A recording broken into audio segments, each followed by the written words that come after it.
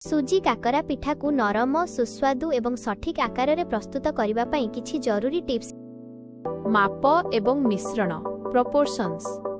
पानी एवं सुजीर अनुपात साधारणतः 1 कप सुजी पाई 5 कप किंबा 2 कप पानी व्यवहार करा जाए। जदि चीनी पानी रे दिया जाए पानी अधिक होई गले मिश्रण पतला होई जिवो, तेणु सठिक माप रखंतु। घियो किंबा तेल पानी फुटाइबा समय रे गोटे चामच घियो किंबा तेल पकाइले सुजी नरम हुए एवं कढ़ई रे लागि जाए नाही। 2 मेलन प्रस्तुति डो प्रिपरेशन।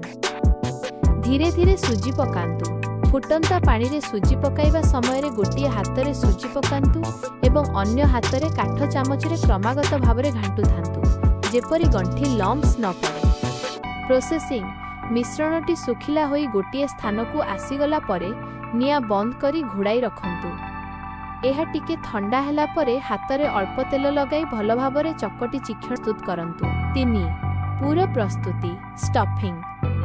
नड़िया एवं गुड़ पूर पाई नड़िया कोरा एवं गुड़ बा चीनी को भल भावे भाजंतु जेपरि पूरटी सुखिला रहिबो। पूर रे अधिक पानी किंबा रस रहिले पिठा तेल रे छाणिबा समय रे फाटी जाई पारे।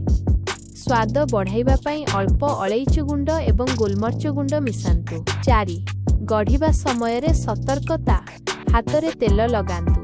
सुजी डेउथिरु छोट छोट लेउचा करी हाथ रे अल्प तेल किंबा पानी लगाई गोलाकार करंतु। फाटिबाकू रोकिबा जदि डेउथि अधिक सुखिला लागे तेबे हाथ रे अल्प पानी छंचाणी नरम करि पारिबे।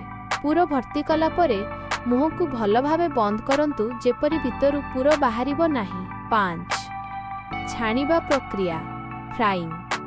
तेलर तापमात्रा काकरा पिठा छाणिबा पाई तेल को मध्यम आंचरे गरम करंतु। अधिक गरम तेल रे पकाइले उपरु पोड़ी जिवो एवं भितरु कंचा रहिबो।